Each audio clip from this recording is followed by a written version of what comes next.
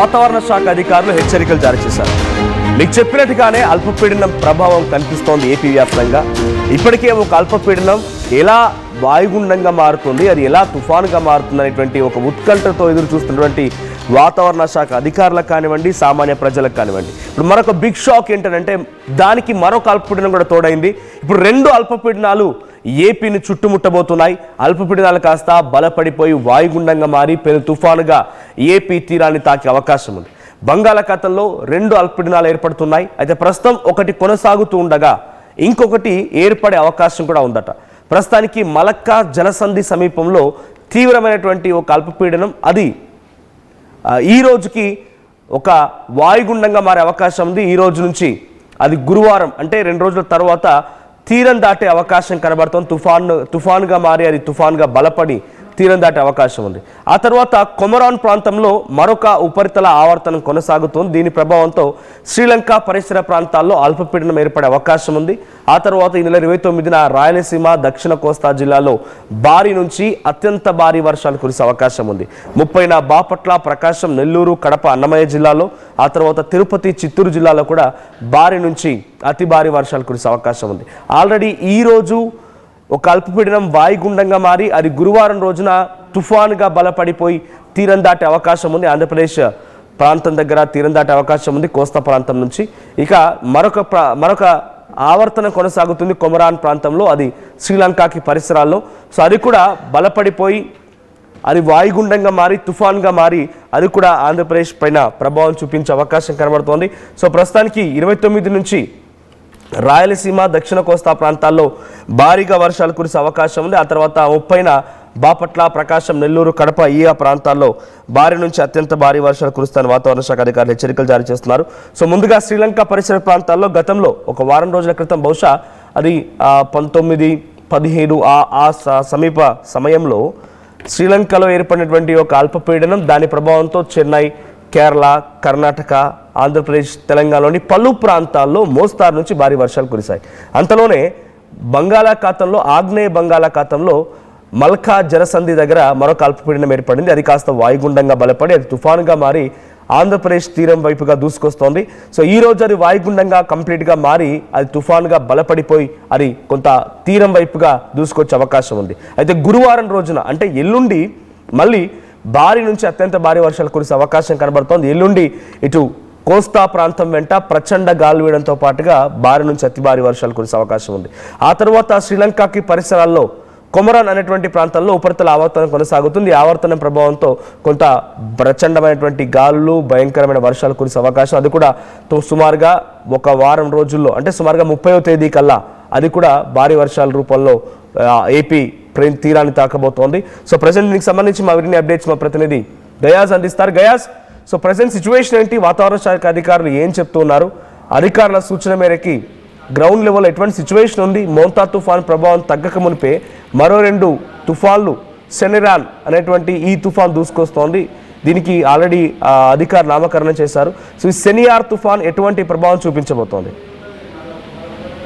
మనోజ్, ఆంధ్రప్రదేశ్ వైపు తుఫాను దూసుకొస్తుంది. దీని ప్రభావంతో రాయలసీమ, దక్షిణ కోస్తా జిల్లాల్లో భారీ నుంచి అతి భారీ వర్షాలు కురుస్తాయని వాతావరణ శాఖ హెచ్చరికలు జారీ చేయడం జరిగింది. అయితే మోతా తుఫాన్ని ఈ అధికారులు ఏ విధంగా ఎదుర్కొని ఆస్తి నష్టం జరగకుండా జాగ్రత్త పడతారో అదే విధంగా కూడా ఈ తుఫాన్ని ఎదుర్కొనేందుకు అధికారులు అయితే సిద్ధమవుతున్నారు. అయితే అధికారులను కూడా రాష్ట్ర ప్రభుత్వం కూడా ఈ పార్టీకే హెచ్చరికలు కూడా జారీ చేయడం జరిగింది.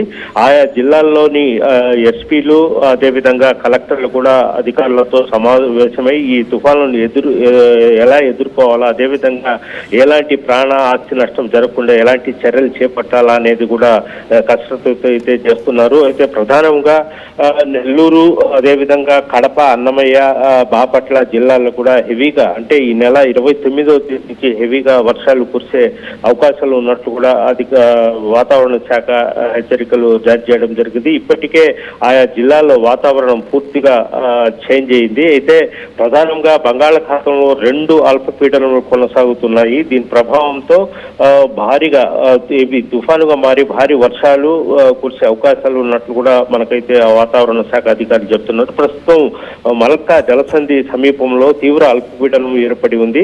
మంగళవారం నాటికి అంటే ఈ రోజు వాయుగుండంగా మారే గురువారం నాటికి తుఫానుగా బలపడే అవకాశం ఉన్నట్లు కూడా వాతావరణ శాఖ హెచ్చరికలు జారీ చేయడం జరిగింది.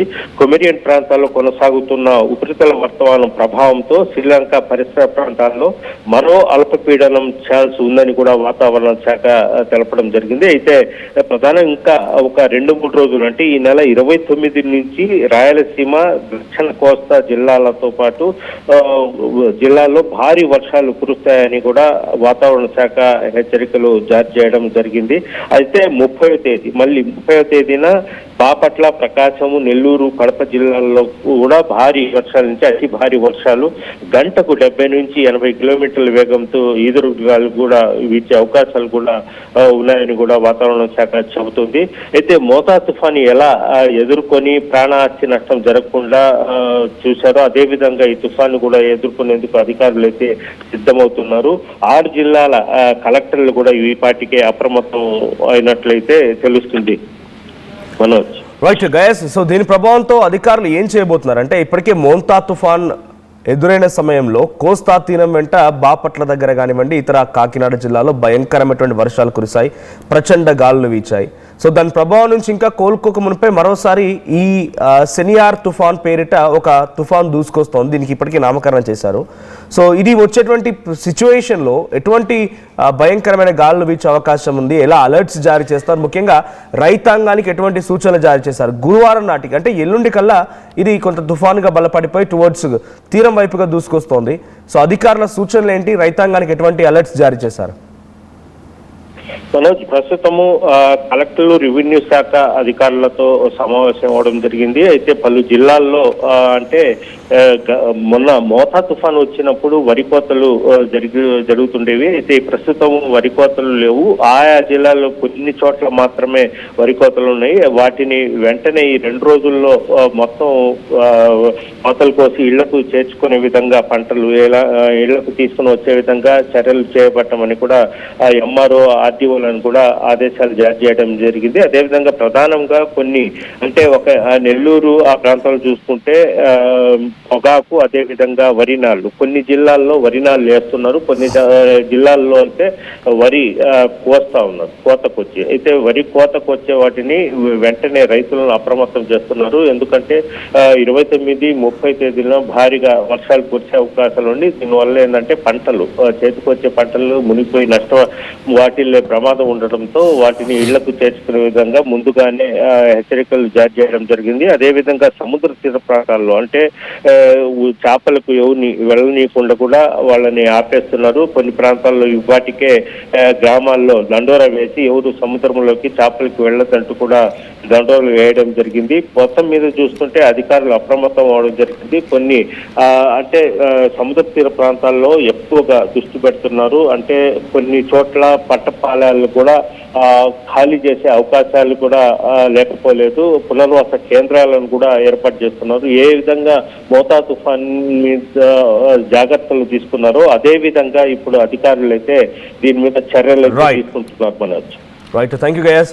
సో మొత్తంగా ప్రస్తుతానికి ఒక అల్పపీడనం ప్రభావం కొనసాగుతూ ఉండగానే అది గురువారం కల్లా తుఫానుగా మారి అది తీరం వైపుగా దూసుకొస్తున్న క్రమంలో మరొక అల్పపీడనం ఏర్పడే అవకాశం కనబడుతోంది. ఇది కూడా తుఫాన్గా మారి తీరం వైపుగా దూసుకొచ్చే అవకాశం ఏర్పడుతుంది. ఆల్రెడీ మలక్కా జలసంధి దగ్గర ఉన్నటువంటి ఈ అల్పపీడన ప్రభావం ఏపీ దగ్గర చాలా పెను ప్రభావం చూపించే అవకాశం ఉంది. సో అది ఏపీ తీరం దగ్గర ఎక్కడ తీరం దాటుతుందో తెలియదు. ఈ రోజుకైతే వాయుగుండంగా మారే అవకాశం ఉంది. గురువారం కల్లా అది తుఫాన్గా బలపడిపోయి అది తీరం వెంట ప్రచండ గాలులతో భారీ వర్షాలతో దూసుకొచ్చే అవకాశం ఉంది. అయితే మరొక వైపు కొమరాన్ ప్రాంతంలో శ్రీలంక దగ్గర మరొక అల్పపీడనం ఏర్పడే అవకాశం ఉంది.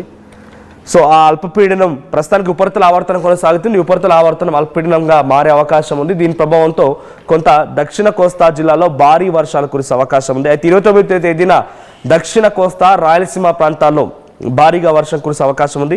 ఇక 30వ తేదీన బాపట్ల, ప్రకాశం, నెల్లూరు, కడప, అన్నమయ్య, తిరుపతి, చిత్తూరు ఈ జిల్లాలో భారీ నుంచి అత్యంత భారీ వర్షాలు కురిసే అవకాశం ఉంది. ఇప్పుడు ఎవరైనా ఎఫెక్ట్ అవుతున్నారు, ఈ తుఫాన్ల కారణంగా ఎవరైనా ఇబ్బంది పడే అవకాశం ఉందనంటే మొట్టమొదటిగా వినిపించే పేరు రైతాంగం. పంట చేతికొచ్చింది, వరి కొంత కోతలకు వచ్చాయి, పత్తి, మిర్చి, మొక్కజొన్న, అటువైపు ఇంకా అటు ఆంధ్రప్రదేశ్లో ఉన్నటువంటి ఉద్యాన పంటలకు సంబంధించి కూడా పెద్ద ఎత్తున చేతికొచ్చే సమయానికి ఇప్పుడు ఈ తుఫాన్లు వారిపై చాలా తీవ్రమైన ప్రభావం చూపించే అవకాశం ఉంది. సో కొంత రైతాంగం అలర్ట్గా ఉండండి. ఆ వర్షాల నుంచి మిమ్మల్ని మీరు కొంత బయటపడేసుకోవాలనుకుంటే, రక్షించుకోవాలనుకుంటే మీరు హార్వెస్టింగ్ని కొంత వేగంగా చేసే ప్రయత్నం చేయండి. ఆ తర్వాత ప్రభుత్వ అధికారుల సూచనలు, సలహాలు పాటిస్తూ ఉండండి. ఇప్పుడు ఆల్రెడీ కొంత ప్రభావం చూపిస్తోంది, కారు మబ్బులు కమ్ముకున్నాయి, కొంత చలి కూడా ఎప్పుడైతే వర్షాలు వస్తున్నాయనే సిచ్యువేషన్ ఉంటుందో చలి తీవ్రత కొంచెం తగ్గుతూ ఉంటుంది. సో మీ దగ్గర ఎటువంటి సిచ్యువేషన్ ఉంది, మీరున్న ప్రాంతంలో అటు చలి తీవ్రత గురించి కానివ్వండి, ఆ తర్వాత వర్షాలకు సంబంధించినటువంటి అప్డేట్స్ ఉన్నాయి. సో మీ దగ్గర ఉన్న వాతావరణానికి సంబంధించి ఎటువంటి మార్పులు ఉన్నాయో కామెంట్ చేయండి.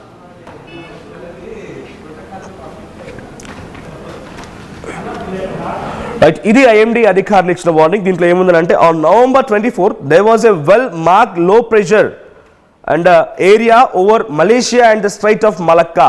సో మలక్కా ప్రాంతంలో లో ప్రెషర్ ఏర్పడి ఉంది. అది అంటే ఇందాక నేను చెప్పినట్టుగా ఉపరితల ఆవర్తనం కావచ్చు, లేకపోతే అల్పపీడనం కావచ్చు.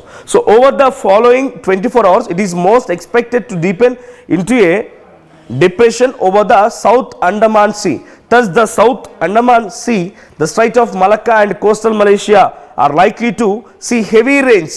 So ekkada Malaysia and Andaman sea, the strait of Malacca and coastal Malaysia ఈ ప్రాంతాల్లో భారీ నుంచి అత్యంత భారీ వర్షాలు కురిసే అవకాశం ఉందట.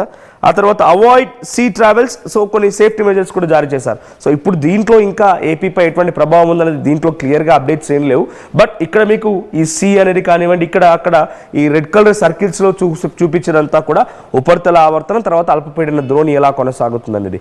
సో మీ దగ్గర వాతావరణం ఎలా ఉంది, మీ దగ్గర చలి తీవ్రత కానివ్వండి, లేకపోతే వర్షాలు, లేకపోతే దాని తాలూకా సూచనలు ఎలా ఉన్నాయి, ఒకసారి మీ ప్రాంతం ఏంటి, మీ దగ్గర సిచ్యువేషన్ ఏంటి కామెంట్ చేయండి. నేను కామెంట్స్ చదివే ప్రయత్నం చేస్తాను.